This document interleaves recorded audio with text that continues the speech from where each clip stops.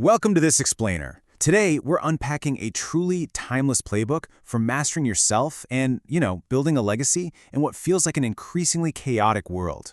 Our anchor for this whole journey, it's this one powerful idea. What practice builds, no one can take from you. We're going to explore exactly how to construct this unshakable foundation of routine, sovereignty, and lasting impact that is 100% under your control.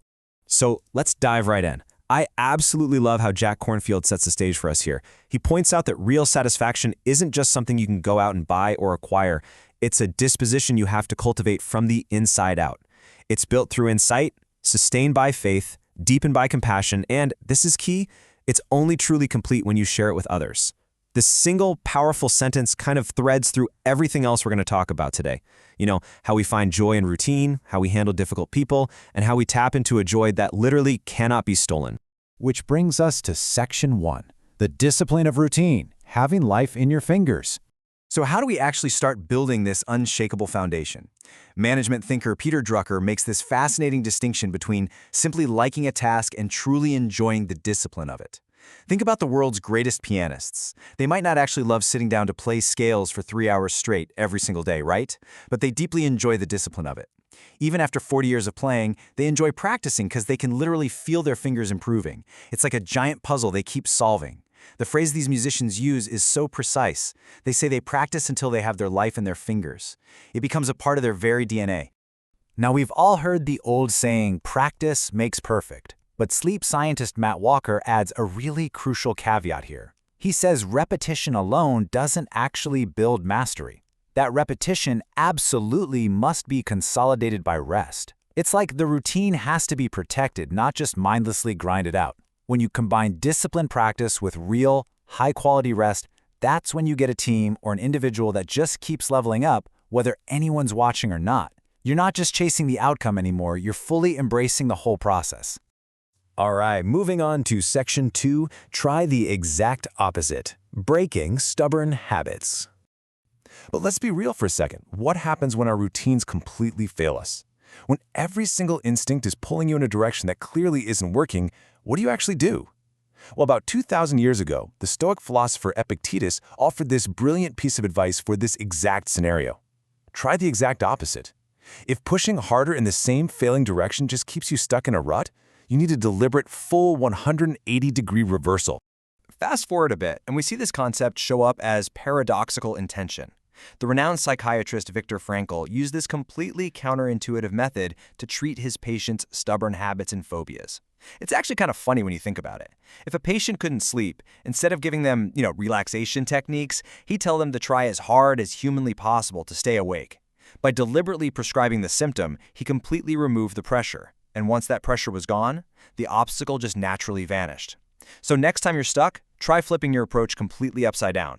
Next up is Section 3, navigating difficult people, the raw material of virtue. Okay, so once we step outside our own internal habits, we are definitely going to hit external friction. Other people, right? Novelist Maria Semple warns about the heavy, lingering cost of retaliation. She says the low road will always dog you. Basically, if you take the high road, you'll sleep great tonight. But take the low road, and I guarantee 10 years from now, you'll still be laying in bed cringing at that moment you were cruel to someone who didn't really deserve it. This totally echoes Marcus Aurelius' timeless advice. Frustrating people aren't obstacles stopping you from being virtuous, they are the actual raw material for it.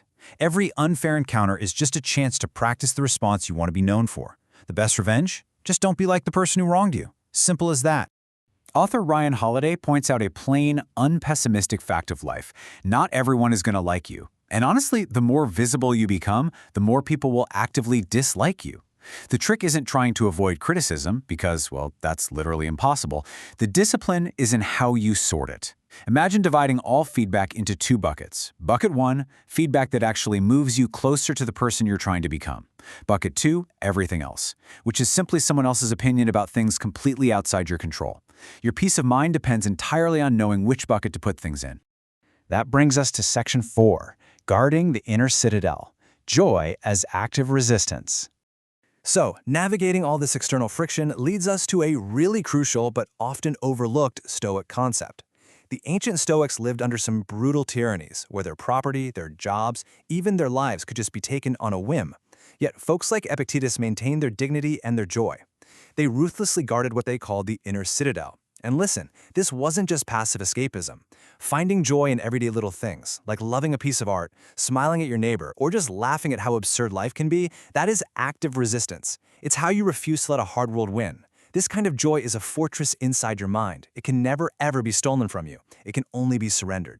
Let's pull all this together into a modern, practical playbook that you can literally apply today, whether it's for your team, your family, or just yourself. Think of it like this. First, a calm body. That's your inner citadel, joy and composure that an opponent or a bad day can never take. Then, a quiet mind, knowing exactly when to try the opposite to break out of a stubborn slump. Third, we play hard. We drill our routines until life is in our fingers, protected by true rest. Next, we play smart, by sorting our feedback and actively dodging that low road. And finally, we play together. We use shared joy to push back against the hard seasons. And finally, Section 5, leaving a lasting record. Astonish and inspire for centuries. As we run this playbook day in and day out, we inevitably start building something way bigger than ourselves.